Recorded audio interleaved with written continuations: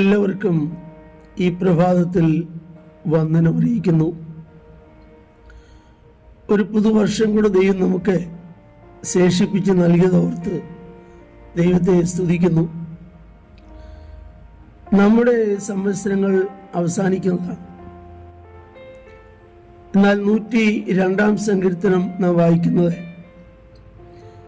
നീയോ അനന്യനാകുന്നു, നിന്റെ സംവത്സരങ്ങൾക്ക് അവസാനമില്ല. ദൈവത്തിന് സംവത്സരങ്ങൾ അവസാനിക്കുന്നില്ല.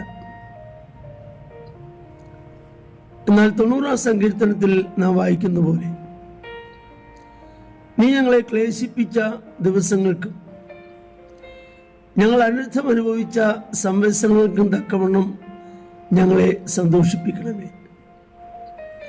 ഈ പുതുവർഷം നമുക്കും പ്രാർത്ഥിക്കാം, ദൈവമേ, ഞങ്ങൾ ക്ലേശം അനുഭവിച്ച ദിവസങ്ങൾക്ക് തക്കവണ്ണം, ഞങ്ങൾ അനർത്ഥം അനുഭവിച്ച സംവത്സരങ്ങൾക്ക് തക്കവണ്ണം ഒരു സന്തോഷം ഞങ്ങൾക്ക് തരണമേ എന്ന് നമുക്ക് പ്രാർത്ഥിക്കാം.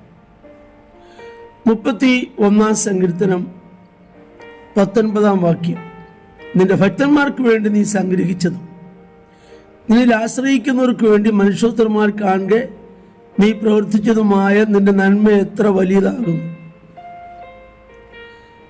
ഇവിടെ ദൈവത്തിന്റെ ഭക്തന്മാർക്ക് വേണ്ടിയുള്ള ദൈവം സംഗ്രഹിച്ചിരിക്കുന്നവ.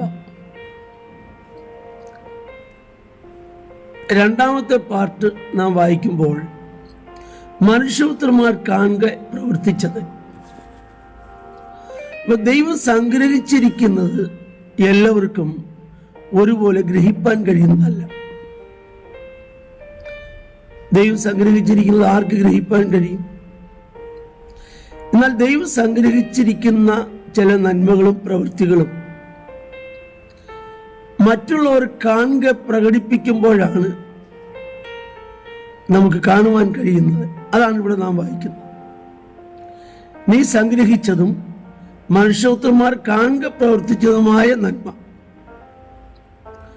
അപ്പൊ ദൈവം നമുക്ക് വേണ്ടി സംഗ്രഹിച്ചിരിക്കുന്നത് അതിന്റെ അളവിൽ കാണാൻ പലപ്പോഴും നമുക്ക് കഴിയാവുന്നില്ല.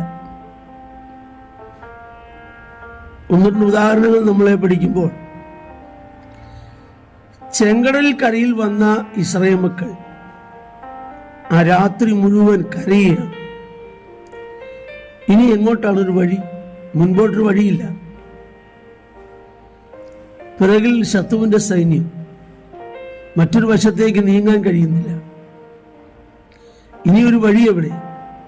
പക്ഷേ അവരറിയാതെ ദൈവം ഒരു കാറ്റടിപ്പിച്ച് ചെങ്കടലിനെ വിഭാഗിച്ചുകൊണ്ടിരുന്നു. എന്നാൽ പിന്നീടാണ് അവർക്കത് ഗ്രഹിപ്പാൻ കഴിഞ്ഞത്. മറ്റുള്ളവർ കാണെ ദൈവം അത് വെളിപ്പെടുത്തിയപ്പോഴാണ് ഫറവോനും അത് കാണുവാൻ കഴിയുന്നത്. ഇതുപോലെ തന്നെയാണ് മൊർദെഖായിയെ കുറിച്ച് നാം പഠിക്കുന്നത്. മൊർദെഖായി രാജാവിന്റെ പടിപ്പുരവാതിൽക്കൽ ഇരിക്കുന്നു എങ്കിലും രാജാവിനോടുള്ള തന്റെ ആത്മാർത്ഥതയും നിമിത്തം രാജാവിനെ കയ്യേറ്റം ചെന്ന അവരെ കുറിച്ചുള്ള വർത്തമാനം രാജാവിനെ അറിയിക്കുകയും രാജാവ് അത് എഴുതി വെക്കുകയും ചെയ്തു, അത് കുറിച്ചു വെക്കുകയും ചെയ്തു. എന്നാൽ ആ സമയങ്ങളിലൊന്നും ഒരു താങ്ക് യു പോലും മൊർദെഖായിക്ക് ലഭിച്ചില്ല. എന്നാൽ തനിക്ക് വേണ്ടി സംഗ്രഹിച്ചിരുന്നത് ആർക്കും ഗ്രഹിപ്പാൻ കഴിയുന്നതായിരുന്നില്ല. കാലങ്ങൾ ചിലത് കഴിഞ്ഞപ്പോൾ ഇതാ മൊർദെഖായി പടിപ്പുരവാതിൽക്കൽ ഇരുന്നവൻ കുതിരപ്പുറത്ത് കയറുന്നു, ഘോഷം നടക്കുന്നു, വിളിച്ചു പറയുന്നു, രാജാവിന്റെ രണ്ടാമനായി പ്രഖ്യാപിക്കുന്നു. ഏതെല്ലാം നിലകളിലുള്ള ഉയർച്ചകൾ!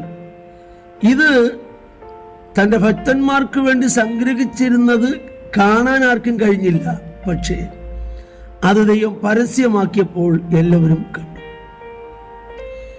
ഈ പുതുവർഷത്തിൽ തന്റെ ഭക്തന്മാർക്ക് വേണ്ടി സംഗ്രഹിച്ചിരിക്കുന്നത് കാണാൻ നമ്മുടെ കണ്ണുകൊണ്ട് കഴിയുന്നില്ലെങ്കിലും അത് പരസ്യമാക്കി വെളിപ്പെടുത്തുന്ന, മനുഷ്യപുത്രന്മാർ കാണുക വെളിപ്പെടുത്തി തരുന്ന ഒരു ദൈവത്തെ അത്രേ നാം സേവിക്കുന്നത് എന്ന് നാം ഉറച്ച് ആശ്രയിച്ച് കർത്താവിൽ മുൻപോട്ട് പോകുവാൻ നമുക്കേവർക്കും ദൈവം കൃപ തരട്ടെ. പ്രാർത്ഥിക്കാം.